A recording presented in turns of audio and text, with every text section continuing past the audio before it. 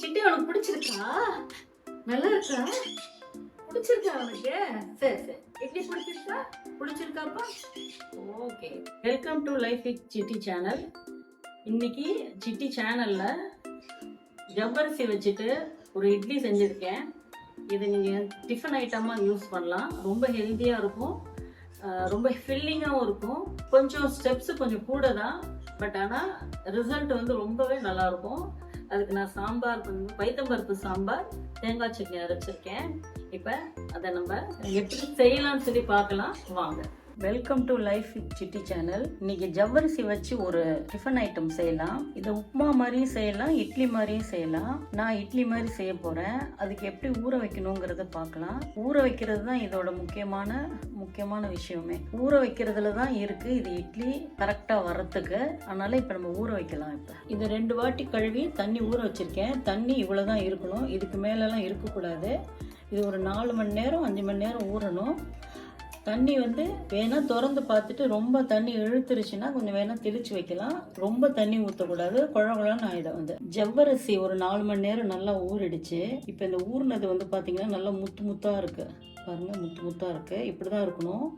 இன்னும் ரொம்ப தண்ணியாக இருந்ததுன்னா இட்லி மாதிரி வேக வைக்கும் போது கஞ்சி கோத்த மாதிரி ஆகிடும். இந்த மாதிரி முத்தாக இருக்கணும். தேவையான உப்பு, 4 கிலோ ஜவ்வரிசிக்கு ஒரு 100 கிராம் தயிர் எடுத்துருக்கிறேன். இப்போ நல்லா கலந்து விட்டுறலாம்.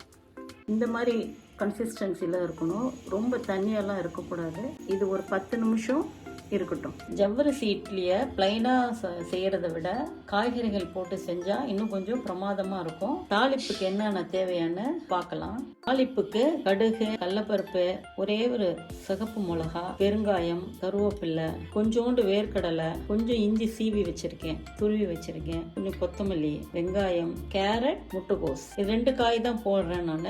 பீன்ஸும் போடலாம், பட் பீன்ஸ் போடும்போது நடுவில் கொஞ்சம் நறுக்குன்னு இருக்கும், அதனால் அதை நான் யூஸ் பண்ணல. பச்சை பட்டாணி போடலாம், பீஸ் ஃப்ரெஷ்ஷான பச்சை பட்டாணி கூட போடலாம். இப்போ இதை தாளிக்க ஆரம்பிக்கலாம். தாளிப்புக்கு நல்லெண்ணெய் ஊற்றிக்கலாம், கொஞ்சமாக ஊற்றிக்கலாம். கொஞ்சோண்டு ஒரு 2 டீஸ்பூன் வந்து தேங்காய் எண்ணெயும் ஊற்றிக்கலாம், வாசனையாக இருக்கும். கொஞ்சம் கடுகு, கடலைப்பருப்பு, கருவேப்பிலை, கொஞ்சம் வேர்க்கடலை, துருவி வச்ச இஞ்சி, வெங்காயம் கொஞ்சம் வதங்கட்டும்.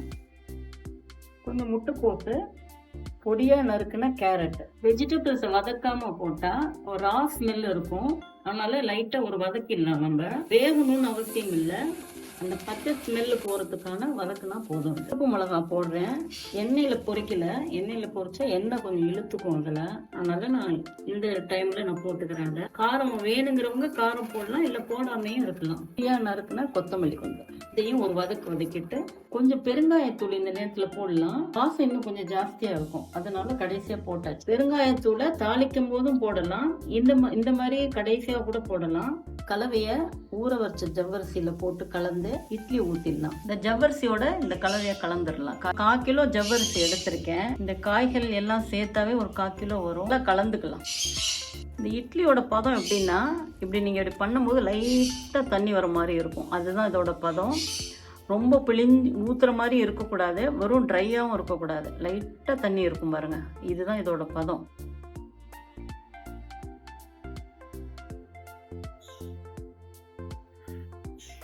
ஜவ்வரிசி இட்லி வெந்திருக்கும், இப்போ நல்லா வெந்திருக்கு.